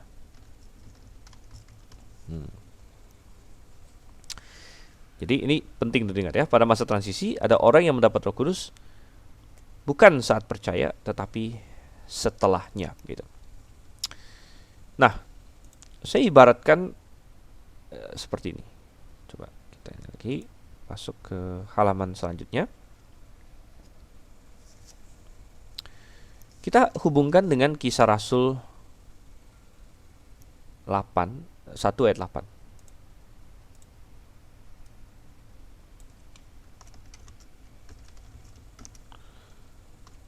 Kisah Rasul 1 ayat 8, di mana dikatakan di situ, kamu akan menerima kuasa kalau Roh Kudus turun ke atas kamu, dan kamu akan menjadi saksiku di Yerusalem dan di seluruh Yudea. Jadi akan menjadi saksi Yesus di Yerusalem, kemudian di seluruh Yudea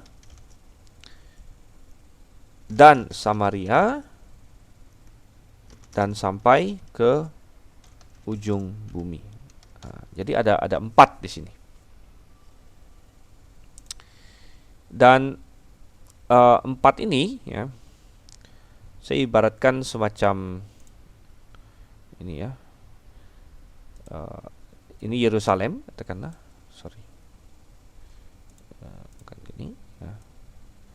Ini Yerusalem. Ya. Kemudian Samaria itu ya nggak melingkupi Yerusalem sih, ya, tapi katakanlah ini Samaria, ya. Kemudian Yudea dan seluruh bumi, ya. Ini saya ibaratkan seperti ini.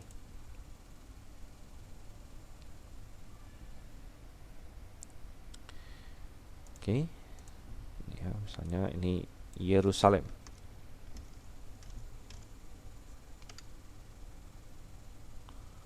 Yerusalem. Aduh. Gini aja deh. Oke, kemudian Samaria. Oke ya. Yudea. Ujung bumi. Oke. Ini saya ibaratkan begini. Pusatnya pertama-tama adalah Yerusalem. Jadi pada hari Pentakosta, Injil atau peresmian, ya, gerakan Injil, peresmian Jemaat-Jemaat lokal baru sampai di Yerusalem. Oleh karena itu terjadi baptisan Roh Kudus di Yerusalem. Baptisan dalam Roh Kudus di Yerusalem. Dan mereka mendapat Roh Kudus di sini, mendapat Roh Kudus, ya. Dan Injil sudah sampai sini, begitu. Nah, tetapi rupanya belum diresmikan di tempat-tempat lain. Makanya ketika Injil sampai ke Samaria, ya, ada orang percaya tapi belum dapat Roh Kudus. Itu belum dapat Roh Kudus karena belum diresmikan. Pelayanan Roh Kudus di situ belum diresmikan, gitu. Nah, pelayanan mendiaminya. Oleh karena itu sudah percaya tapi belum dapat Roh Kudus. Barulah setelah ada rasul datang, dan nggak bisa sembarangan. Filipus nggak bisa rupanya, harus rasul. Ya, Anda baca Filipus tidak bisa, karena Filipus itu bukan Filipus rasul, ya, Filipus yang penginjil, diaken di situ. Sehingga jemaat Yerusalem mengutus 2 rasul, yaitu Petrus dan Yohanes. Mengapa? Ingat, karena baptisan Roh Kudus itu kan siapa yang membaptis? Yesus Kristus yang membaptis. Oleh karena itu para rasul sebagai perwakilan Yesus di muka bumi setelah dia naik ke sorga, rasul lah yang bisa ya, menumpangkan tangan di situ. Dan akhirnya mereka datang ke Samaria, lalu tumpangkan tangan, dan mereka menerima Roh Kudus di situ. Nah, maka kita bilang sejak saat itu, sejak sudah diresmikan di situ, maka kedepannya nanti kalau ada orang Samaria yang percaya lagi, akan langsung menerima Roh Kudus gitu. Nggak perlu tiap kali dikirim lagi Petrus dan Yohanes, nggak perlu lagi, karena sudah diresmikan. Sudah diresmikan, kan? Nah, demikian juga nanti Yudea. Ya, Yudea. Dan Yudea ini nanti kejadiannya di Cornelius, di rumah Cornelius, itu di Kaisarea. Kaisarea waktu itu adalah kota yang dijadikan ibu kota provinsi Yudea oleh Romawi. Coba kita baca di dalam Kisah Rasul 10, ya. Jadi nanti pertanyaannya saya simpan dulu ya. Nanti saya jelaskan dulu, ada pertanyaan-pertanyaan, tapi mestinya sambil dijelaskan nanti sebagian pertanyaan terjawab juga. Dan kalau kita baca Kisah Rasul pasal 10, di sini kita akan melihat bahwa kita akan melihat Petrus waktu itu diundang untuk datang ke Kaisarea untuk menginjil di rumah seorang yang namanya Cornelius. Lalu di tengah-tengah Petrus lagi menginjil ini, dia cerita tentang Tuhan Yesus, orang-orang segenap isi rumah Cornelius jadi percaya, begitu. menjadi percaya. Dan perhatikan ayat 44 ya. Mulai dari ayat 44, Kisah Rasul 10 ayat 44. Ketika Petrus sedang berkata demikian, jadi dia lagi menginjil di situ, turunlah Roh Kudus ke atas semua orang yang mendengarkan pemberitaan itu. Rupanya mereka percaya. Dan semua orang percaya dari golongan bersunat yang menyertai Petrus tercengang-cengang karena melihat bahwa karunia Roh Kudus dicurahkan ke atas bangsa-bangsa lain juga. Sebab mereka mendengar orang-orang itu berkata-kata dalam bahasa roh dan memuliakan Allah. Lalu kata Petrus, bolehkah orang mencegah untuk membaptis orang-orang ini dengan air, sedangkan mereka telah menerima Roh Kudus sama seperti kita? Begitu. Demikian juga ini diulang lagi di pasal 11 ayat 14 sampai 17, saya bacakan, masih di pasal 11 ya, Kisah Rasul 11 ayat 14. Ayat 15 deh. Dan ketika aku mulai berbicara, turunlah Roh Kudus ke atas mereka sama seperti dahulu ke atas kita. Maka teringatlah aku akan perkataan Tuhan, Yohanes membaptis dengan air, tapi kamu akan dibaptis dengan Roh Kudus. Jadi ini mengacu kepada baptisan dalam Roh Kudus. Petrus mengidentifikasikannya seperti itu. Jadi jika Allah memberikan karunia-Nya kepada mereka sama seperti kepada kita pada waktu kita mulai percaya kepada Yesus Kristus, bagaimanakah mungkin aku mencegah dia? Terjadi di Yudea. Oke, dan saya akan tambahkan di sini bahwa C, ya, penggenapan ketiga ya, terjadi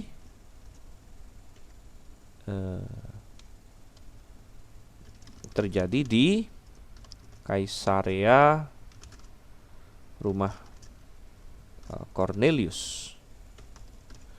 Dan apa yang terjadi di situ adalah seisi rumah Cornelius mendengar Injil, ya, percaya, dan Roh Kudus langsung turun kepada mereka. Jadi mereka didiami oleh Roh Kudus sesuai dengan nubuat PL dan PB. Kemudian apakah ada karunia? Ternyata ada. Mereka diberikan oleh Tuhan karunia bahasa lidah.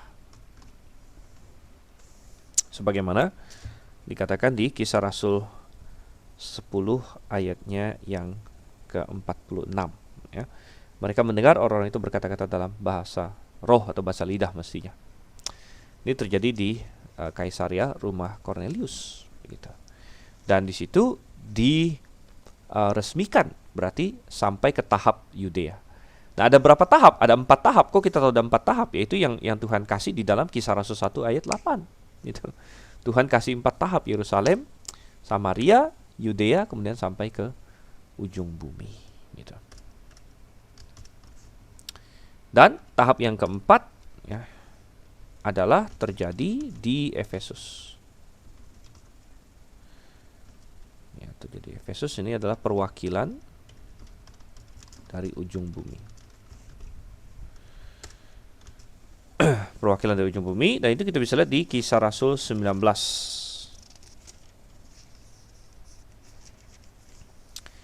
Kisah Rasul pasal 19 ayat 1 sampai dengan ayatnya yang ke-7. Oke.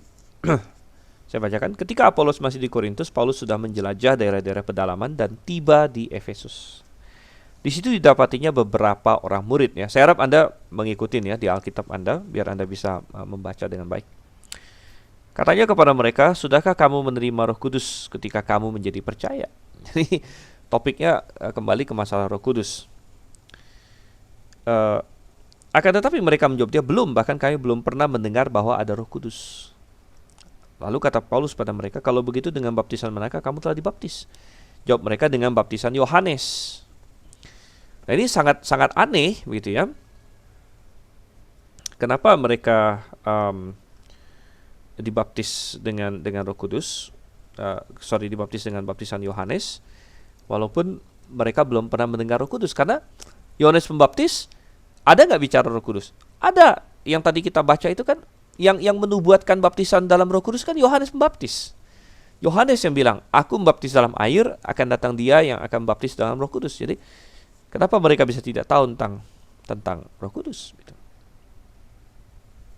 Nah, berarti mereka kurang paham. Mungkin mereka hanya ikut-ikutan, mungkin mereka tidak mendengar khotbah Yohanes dengan jelas, gitu ya. Dan Paulus langsung menyadari bahwa iman orang-orang ini belum iman yang jelas. Mereka belum punya pengertian yang pasti mengenai Injil, ya. Sehingga akhirnya Paulus berkata di ayat 4, kata Paulus, baptisan Yohanes adalah pembaptisan orang yang telah bertobat. Dan dia berkata kepada orang banyak bahwa mereka harus percaya kepada dia yang datang kemudian daripadanya, yaitu Yesus. Ketika mereka mendengar hal itu, mereka memberi diri mereka dibaptis dalam nama Tuhan Yesus. Dan ini adalah baptisan dalam air. Ayat 6, dan ketika Paulus menumpangkan tangan di atas mereka, turunlah Roh Kudus ke atas mereka, dan mulailah mereka berkata-kata dalam bahasa roh dan bernubuat. Oke, ya. Jumlah mereka adalah kira-kira 12 orang gitu. Baik, jadi kita lihat apa yang terjadi di sini. Yang terjadi di Efesus adalah ada 12 murid, ya, yang sudah pernah dibaptis, ya, namun belum paham kebenaran, ya. Diinjili lagi oleh Paulus dan menjadi percaya. 12 murid ini setelah percaya dan setelah dibaptis dalam air, lalu dibaptis juga, lalu turunlah Roh Kudus ke atas mereka. Jadi mereka didiami oleh Roh Kudus sesuai dengan nubuat PL dan PB. Mereka diberikan oleh Tuhan karunia bahasa lidah.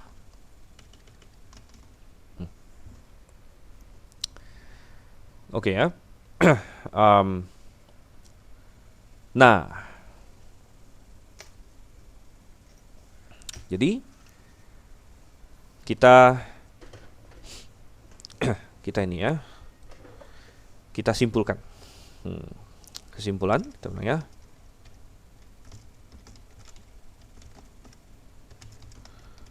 Baptisan dalam Roh Kudus terjadi 4 kali, sesuai dengan 4 tahapan Injil yang Tuhan Yesus jabarkan, ya. Yaitu Yerusalem, kemudian Samaria, Yudea, kemudian sampai ke ujung bumi. Begitu. Dan kita bilang baptisan dalam Roh Kudus, ya, meresmikan tahapan Injil, ya, meresmikan tahapan Injil di lingkup tersebut, ya. Bukan berarti bahwa belum ada Injil sebelumnya, sebelum diresmikan, tetapi, ya, peresmian, gitu, ya. Jadi kalau kita tahu peresmian itu beda dengan sudah ada atau belum, gitu. Bisa saja sesuatu sudah ada, ya, tapi kemudian belakangan baru diresmikan, gitu. Dan itu selalu terjadi, ya. Misalnya ada bangunan, ya, ada bangunan itu bisa saja sudah dipakai, bahkan dipakai, ya, tapi kemudian ada masanya peresmian, gitu kan. Dan bukan berarti Injil belum ada gitu di tempat lain kan. Di Efesus ini kan sudah lumayan lama gitu ya, tapi Tuhan baru memberikan peresmian gitu ya, peresmian di situ pada tahap tersebut ya, meresmikan tahapan Injil di lingkup tersebut ya, dan meresmikan juga ya, pelayanan Roh Kudus mendiami orang percaya di lingkup tersebut. Ya.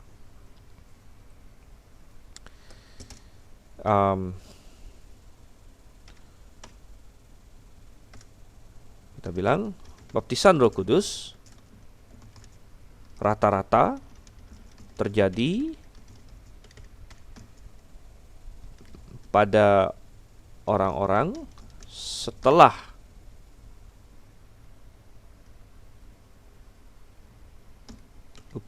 kayak habis juga nih ya. Oke, saya harus buka baru lagi. Bentar ya.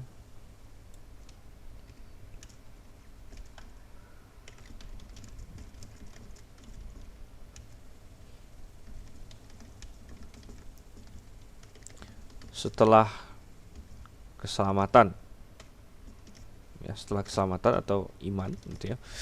Misalnya di Efesus orangnya sudah diselamatkan dulu, karena kan dia sudah percaya, dibaptis dalam air, baru belakangan ada turun Roh Kudus gitu. Nah, demikian juga yang di Samaria tadi, demikian juga hari Pentakosta. Satu-satunya yang beda adalah yang di Kaisaria. Yang di Kaisaria sepertinya hampir berbarengan ya, kita bilang kecuali yang di Kaisaria,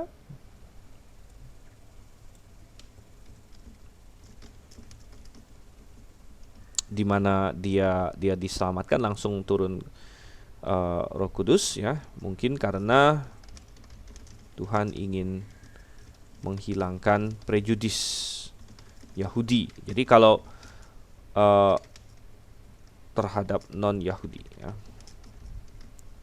karena Petrus sendiri ya masih bingung, ini sebenarnya mereka boleh nggak sih dianggap saudara gitu. Karena ini orang-orang non-Yahudi gitu. Ya makanya Tuhan kalau mau tunggu seperti yang tempat lain kan sudah dibaptis air dulu, ya baru kemudian dikasih Roh Kudus. Tapi kalau di rumah Cornelius, kalau Tuhan tidak kasih langsung, ya bisa jadi mereka nggak percaya, nggak akan memberikan mereka dibaptis begitu. Oke, dan kemudian kita lihat bahwa baptisan dalam Roh Kudus diikuti tanda-tanda ya, biasanya bahasa lidah. Jadi bahasa lidah ada di minimal 3. Hari Pentakosta ada bahasa lidah, di rumah Cornelius ada bahasa lidah, kemudian di Efesus ada bahasa lidah. Mengenai di Samaria ada suatu tanda eksternal, walaupun kita tidak dikasih tahu apa ya, bisa jadi kemungkinan adalah bahasa lidah juga ya. Jadi ini kesimpulannya. Kesimpulannya, inilah baptisan Roh Kudus. Tetapi kita bilang yang penting adalah bahwa baptisan Roh Kudus ini, nah kita lihat di sini ya, adalah sesuatu yang historis terjadi dalam sejarah.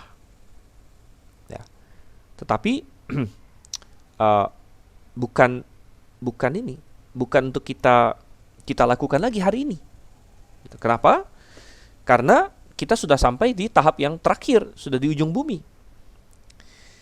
Jadi ini kan masa transisi, peresmian. Baptisan Roh Kudus itu peresmian. Ya. Jadi kalau sudah diresmikan, nggak perlu diresmikan lagi begitu. Ya. Oleh karena itu, kita katakan, misalnya orang di Yerusalem hari Pentakosta kan, nah maka sebelum hari Pentakosta, kalau ada orang yang percaya, mereka belum dapat Roh Kudus, walaupun mereka percaya. Tapi setelah hari Pentakosta, maka semua orang percaya sudah mendapat Roh Kudus. Dan kalau ada yang baru percaya lagi, langsung dapat Roh Kudus juga. Begitu. Mengikutin yang di Efesus 1 ayat 13. Lalu Samaria, sebelum diresmikan, ada orang yang percaya belum dapat Roh Kudus. Dikirimlah Petrus dan Yohanes ke sana. Akhirnya tumpangan tangan, baptis dalam Roh Kudus, mereka terima Roh Kudus. Apakah selanjutnya perlu diulang-ulang lagi seperti itu? Misalnya minggu depannya atau bulan depannya ada lagi orang Samaria percaya. Apakah perlu diutus lagi? Petrus Yohanes tumpangan tangan lagi? Kan enggak. Ya. Setelah itu semua orang Samaria siapapun yang percaya Yesus itu langsung mendapat Roh Kudus. Gitu. Seperti yang di Efesus 1 ayat 13. Gitu. Demikian juga tahapan sampai ke Yudea. Akhirnya juga ya di rumah Kornelius, ya. Dan akhirnya sampai ke ujung bumi, yaitu diwakili oleh Efesus. Di Efesus, ya. Di Yudea, di rumah Kornelius di Kaisaria sana. Nah, dengan demikian, ya, selama masa transisi ini bisa jadi masih ada orang, ya, selama masa transisi yang percaya, tapi karena belum ada peresmian itu, misalnya gitu ya, dia belum dapat Roh Kudus. Tetapi setelah peresmian ini selesai yang terjadi 4 kali, ya, maka tidak perlu lagi ada peresmian, karena namanya peresmian ya sudah selesai, gitu kan? Nggak mungkin kalau suatu gedung sudah diresmikan perlu diresmikan lagi, gitu. Dan sekarang ini semua orang yang percaya langsung mendapat Roh Kudus, sesuai dengan Efesus 1 ayat 13. Jadi kita bisa berkata, ya, saya tuliskan di sini, ya. 4 tahap peresmian sudah selesai.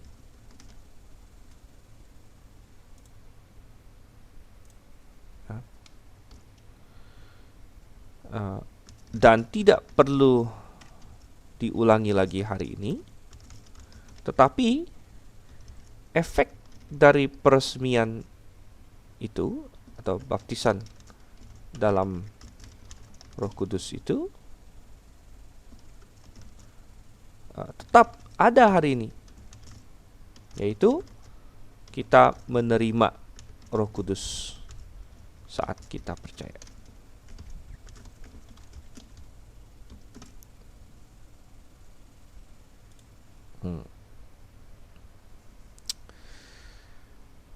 Jadi 4 tahapan peresmian sudah selesai, tidak perlu diulang hari ini, tapi efek dari peresmian itu baptisan Roh Kudus tetap ada hari ini, yaitu kita menerima Roh Kudus saat kita percaya. Jadi kalau saya kembali lagi di sini, kita melihat ya, tadi ada pandangan kelompok Pentakosta karismatik dan ada pandangan kelompok Protestan. Sekilas kita lihat, ya, kelompok karismatik punya, mereka mengidentikan baptisan Roh Kudus dengan pengalaman setelah keselamatan. Dan tadi dalam kesimpulan kita memang ada benarnya. Di dalam hari Pentakosta itu kan mereka sudah diselamatkan, baru terima Roh Kudus. Di Samaria mereka sudah diselamatkan, baru terima Roh Kudus. Di Efesus juga mereka sudah diselamatkan, baru terima Roh Kudus. Gitu. Oke. Dan mereka berkata bahwa ketika mendapat baptisan Roh Kudus akan ada tanda-tanda yang menyertai. Yaitu yang paling menonjol adalah bahasa lidah. Ini juga benar ternyata. Ini juga benar, ya. Bahwa ketika baptisan Roh Kudus ada tanda-tanda. Di hari Pentakosta ada bahasa lidah. Di Samaria kita nggak dikasih tahu tandanya apa, tapi ada tanda eksternal. Di rumah Cornelius, Kaisaria ada bahasa lidah. Dan di Efesus ada bahasa lidah. Jadi ini benar. Tapi yang salah mana? Yang salah adalah bagian ininya, yaitu bahwa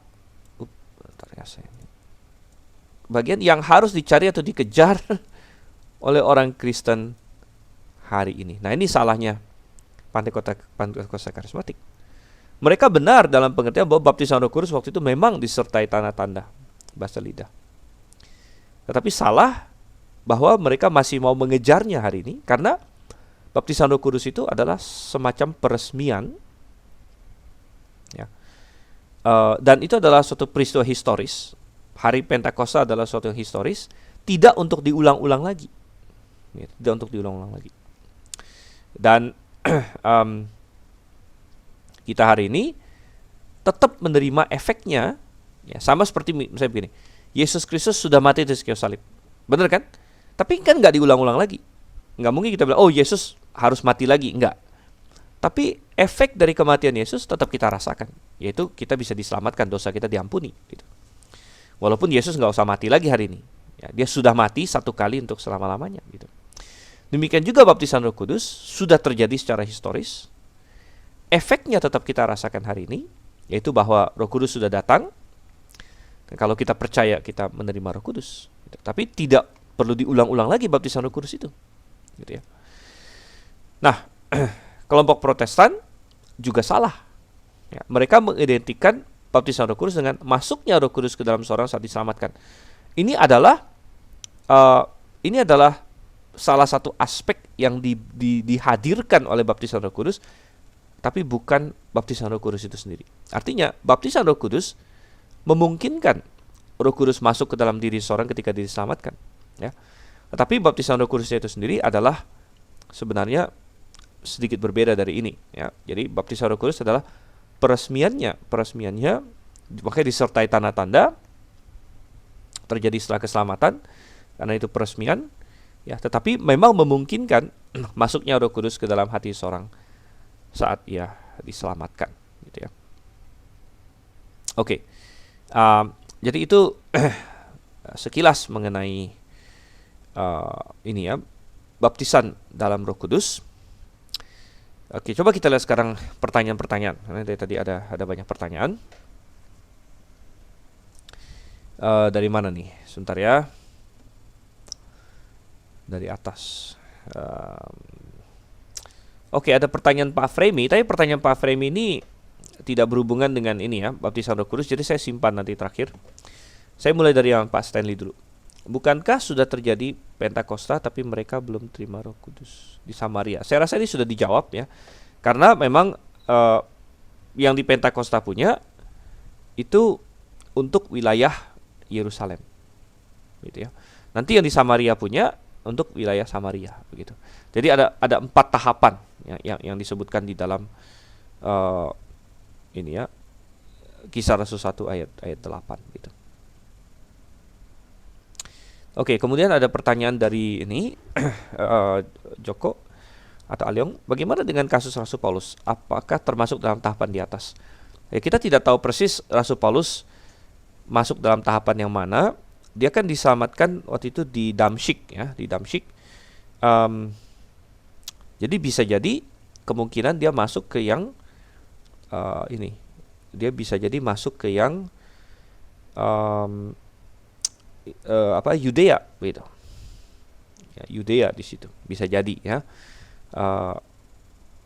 Yang jelas ya kita percaya Rasul Paulus sudah mendapat Roh Kudus ketika dia percaya begitu. Dan ingat bahwa sekali lagi saya tidak mengatakan bahwa pasti sebelum peresmian itu tidak ada Injil ya. Enggak ya, tentu sudah ada Injil sebelumnya. Dan bisa jadi juga sudah ada Roh Kudus ya, tetapi hanya menunggu untuk diresmikan saja begitu.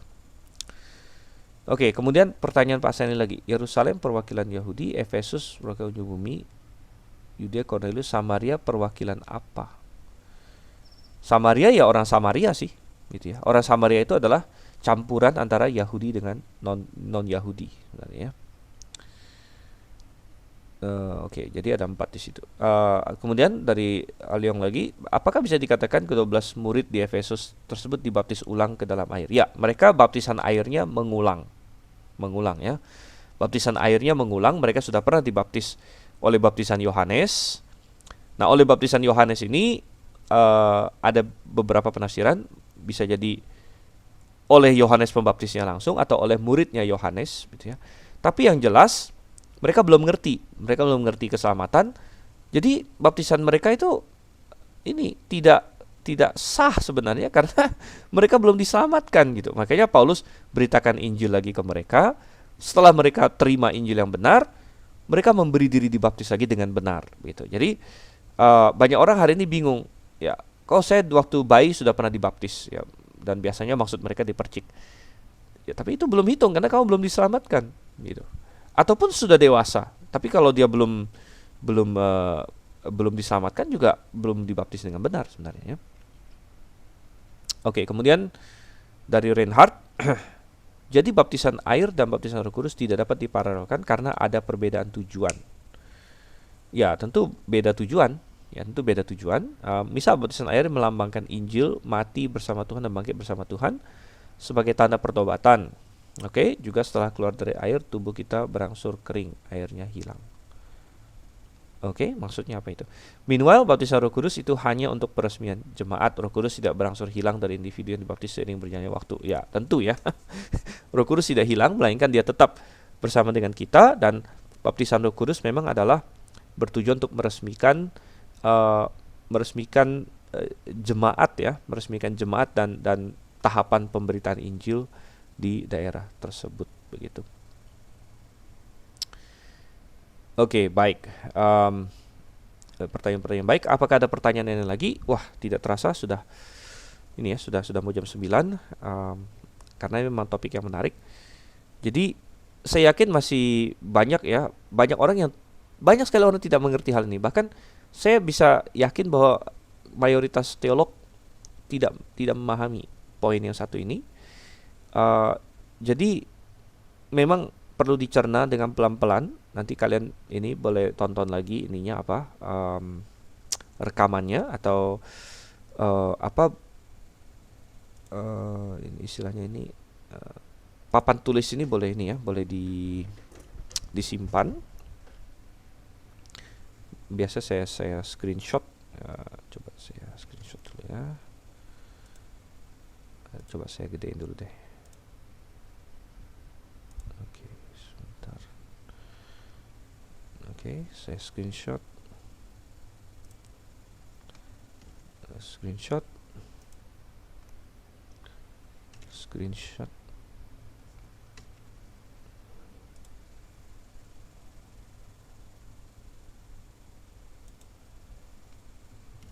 Screenshot. Oke, baik.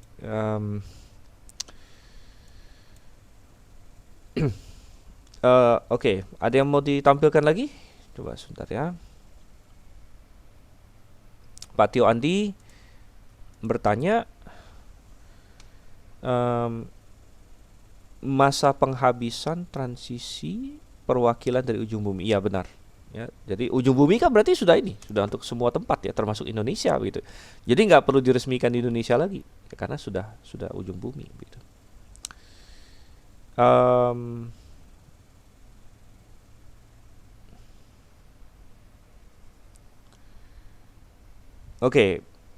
Oke, satu-satu ya, Pak Stanley dulu. Saya ada pertanyaan, Pak. Jika kita baca firman Tuhan, lalu ada penjelasan di hati kita, itu akal sehat kita yang menjawab atau Roh Kudus menjelaskan atau menerangi akal sehat kita, gitu ya. Jadi bisa dua-duanya. Artinya gini, Roh Kudus menggunakan akal budi kita. Jadi Roh Kudus bukan kayak begini, kayak tiba-tiba ada suara yang ting kita dengar, apa ini? Nggak ada kepikiran, tiba-tiba kok ada yang bukan. Jadi Roh Kudus menjelaskan melalui akal budi kita juga, gitu. Melalui akal budi kita, melalui kita meriset, ya, melalui kita meneliti dan lain sebagainya, gitu. Jadi akal budi bukan berarti lalu bukan Roh Kudus, gitu ya. Artinya Roh Kudus bisa memakai akal budi kita. Pak Andi, mungkin orang karismatik mempertanyakan soal kata peresmian. Kenapa bisa dikatakan peresmian? Ya, peresmian itu hanya istilah yang kita pakai untuk mendeskripsikan apa yang terjadi sebenarnya. Ya mungkin mereka bilang, oh di Alkitab nggak ada bilang peresmian. Ya memang benar sih. Istilah yang dipakai Alkitab adalah baptisan dalam Roh Kudus, gitu. Cuman kita mau tahu baptisan dalam Roh Kudus ini tujuannya apa, begitu. Ya, tujuannya apa?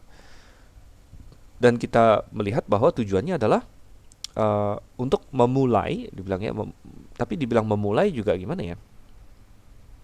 Karena sebelumnya sudah ada, tapi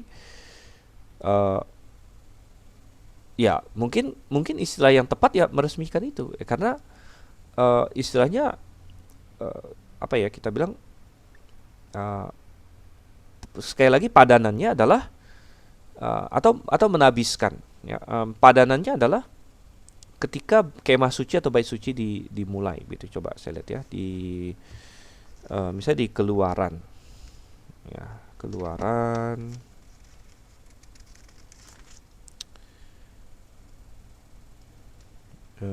Keluaran 40 ya.